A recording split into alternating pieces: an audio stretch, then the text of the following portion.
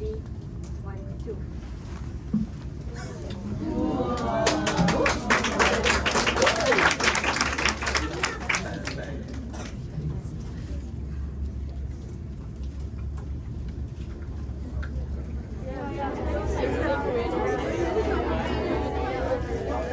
Attention please! Attention please! Don't dare to talk, don't dare to sneeze, don't doze or daydream. Stay awake. Your health. Your very lives at stake.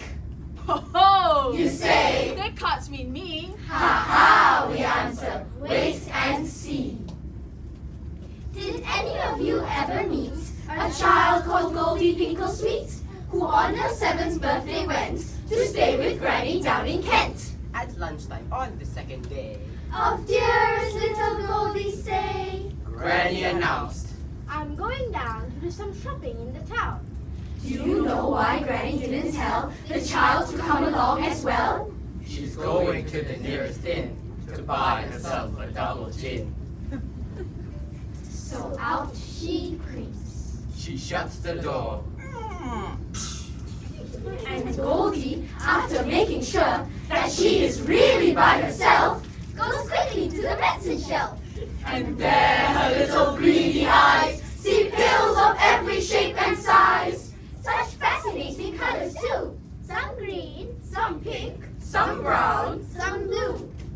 All right, She says, let's try the brown. she takes one pill and gulps it down.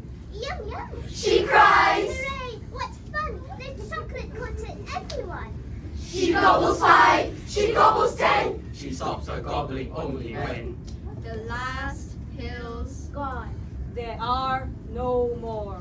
Slowly she rises from the floor. She stops. She hiccups. Dear, oh dear! She starts to feel a trifle queer. You see, how could young Goldie know, for nobody had told her so, that Grandmama, her old relation, suffered from frightful constipation. This meant that every night she'd give herself a powerful laxative. And all the medicines that she bought were naturally of this sort. The pink and red and blue And green. were all extremely strong and mean. but far more fierce and meaner still. Was Granny's little chocolate pill. Its blast effect was quite uncanny. It used to shake up even Granny. In point of fact, she did not dare. To use them more than twice a year. So can you wonder little Goldie began to feel a wee bit moldy? Inside her tummy, something stirred. A funny gurgling sound was heard. And then, Oh dear! from deep within, the ghastly rumbling sounds begin. They rump, beat, late and roar and boom. They bounce and echo round the room. The floorboards shake and from the wall, Some bits of paint and plaster fall. explosions, Kababoom! whistles, awful bangs Bang! Boom! Bong! were followed by the loudest clangs. Cling! Clong! A man next door was heard to say, A thunderstorm is on the way. but on and on the rumbling goes. A window cracks. A lamp bulb blows. Young Goldie clutched herself and cried. There's something wrong with my inside. It is what? We very greatly fear the understatement of the year. For wouldn't any child feel crummy with loud explosions in her tummy? Granny, at 2:30, came in, Weaving a little from the gin. but even so she quickly saw the empty bottle on the floor. My precious laxatives! She cried. I don't feel well. The girl replied. Angrily, Grandma shook her head. I'm really not surprised. Why can't you leave my pills alone? With that, she grabbed the telephone. Listen, send us quick an ambulance. A child is sick. It's number 50 Fontwell Road. Come fast, I think she will explode. We're sure you do not wish to hear about the hospital and where They did a lot of horrid things. with stomach pumps and rubber rings. what you want to know. Did Goldie live or did she go? The doctors gathered round her bed. There's really not much hope. No hope. No. She's going. Gone. She's had her chip. She's dead! She died. I'm not so sure. The child replied, and all at once she opened wide her great big bluish eyes and sighed, and gave the anxious dogs a wink, and said, I'll be okay, I think. So Goldie lived and back she went, at first to Granny's place in Kent. Her father came the second day, And fetched her in a Chevrolet. and drove her to their home in Dover. But Goldie's troubles were not over.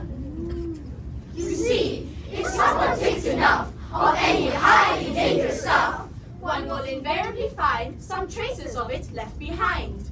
it pains us greatly to relate that Goldie suffered from this fate. She'd taken such a massive fill of this unpleasant kind of pill. It got into her blood and bones. It messed up all her chromosomes. It made her constantly upset. And she could never really get the beastly stuff to go away. And so, the girl was forced to stay for 7 hours every day within the everlasting gloom of what we call the ladies' room. And after all, the WC is not the gayest place to be. So now, before it is too late, take heed of Goldie's dreadful fate. And seriously, All jokes apart, do promise us across your heart that you will never help yourself. to medicine from the medicine shelf. That was Goldie Pinklesweet. By Roald Dahl. We are Satu Suara.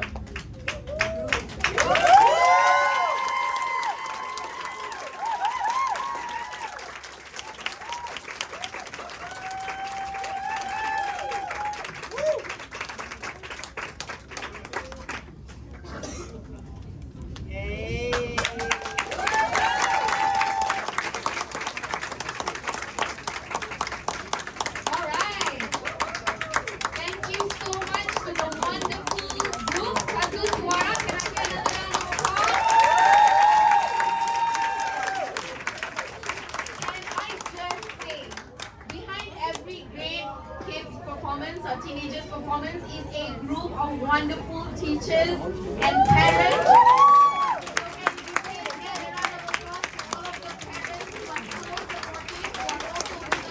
We hope to see Satu Suara back with more peace soon. Now, I hope that you've enjoyed a quick break, and I hope that the judges can also rest from their judging brain. I would like to move on with the next category,